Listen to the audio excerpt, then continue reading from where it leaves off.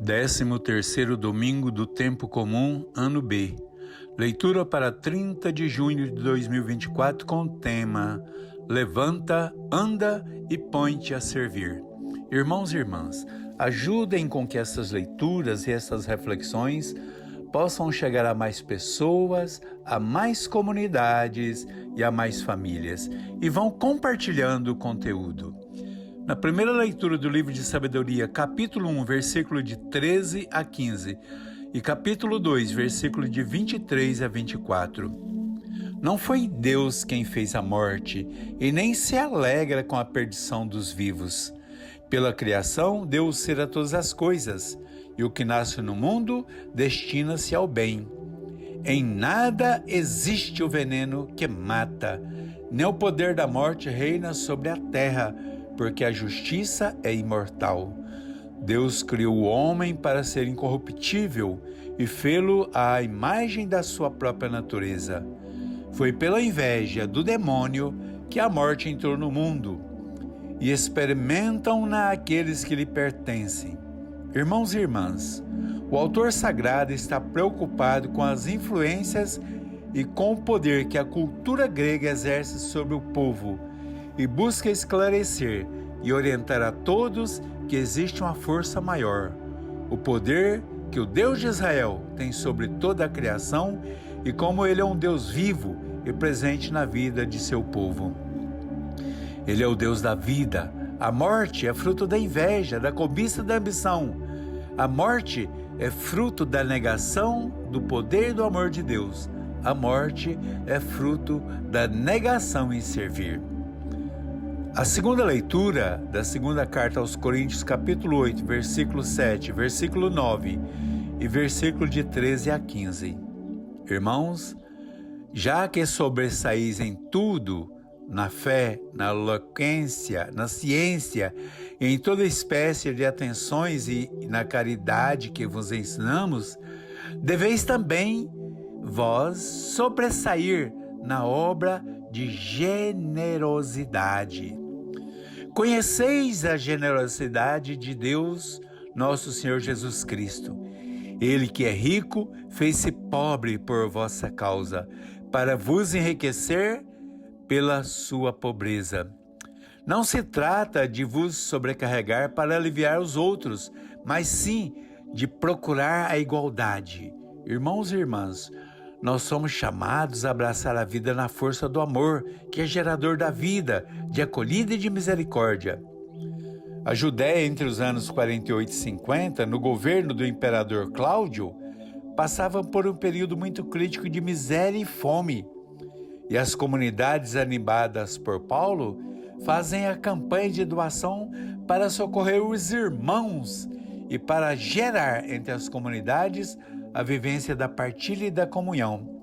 Eis a nossa missão, estar atento e socorrer os irmãos nas dores e nas dificuldades.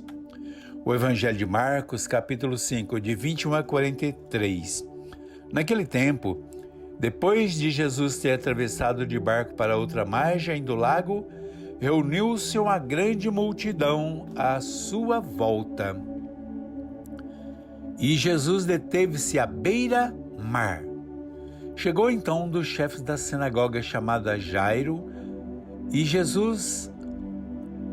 ao ver Jesus, cai a seus pés e suplica-lhe com insistência: a minha filha está a morrer. Vem impor-lhe as mãos para que se salva e viva.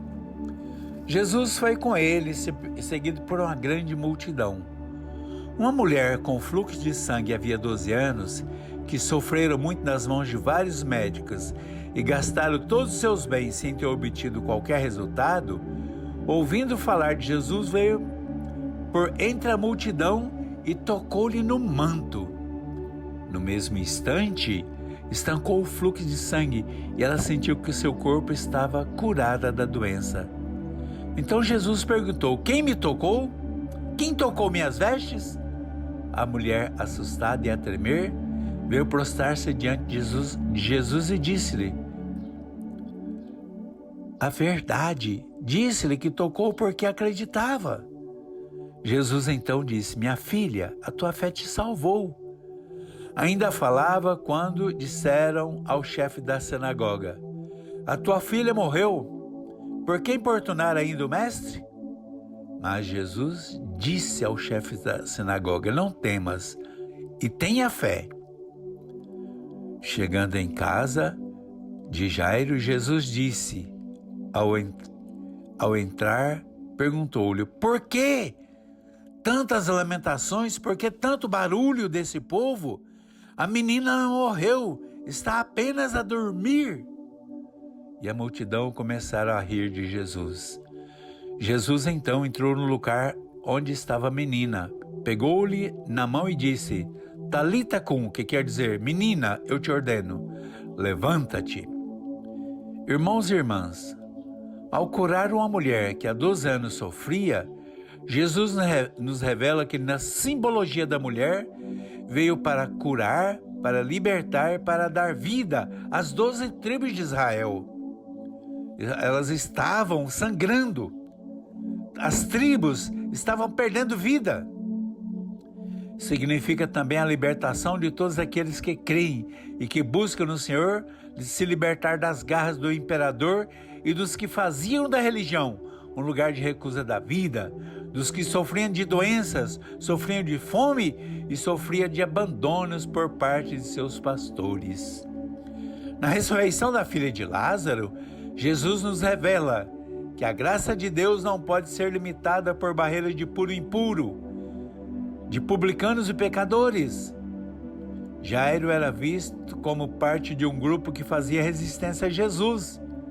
E Jesus nos revela ainda que a nossa missão é de lutar sempre contra as forças que geram a morte. Ao dizer que a menina não estava morta, riram de Jesus. Mas Jesus revela que a morte não tem poder, que a morte não tem vitória, a morte não teria a última palavra.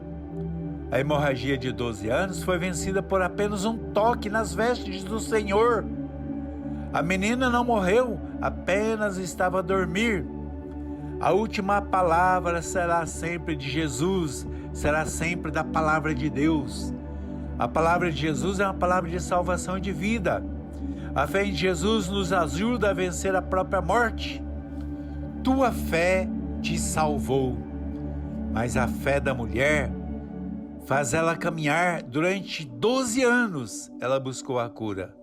Ao ver Jesus, ela caminha em busca da libertação. Não é uma fé acomodada, não é uma fé que se entrega. A fé de Jairo faz ele caminhar em busca de Jesus, faz ele pedir a intervenção do Senhor, faz ele prostrar-se aos pés do Senhor em atitude de súplica. A nossa fé precisa ser uma fé em contínua ação, em contínua busca.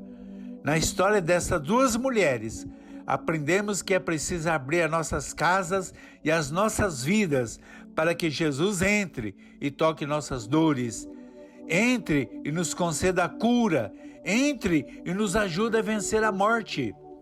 A nossa missão é de trabalhar para que todos tenham vida.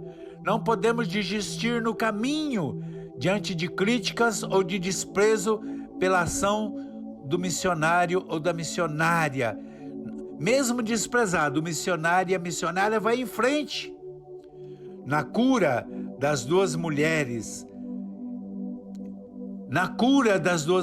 que foram condenadas sem assistência, são milhares de hemorragias que sangram na vida de muitas mulheres e que desestabilizam muitas famílias. São tantas as garras da morte que ficam a ameaçar a vida do povo. Neste contexto, Jesus vem e revela que nada pode vencer a vida de um povo que serve e que ficam firmes na fé. Quantas filhas jogadas na morte da violência do estupro?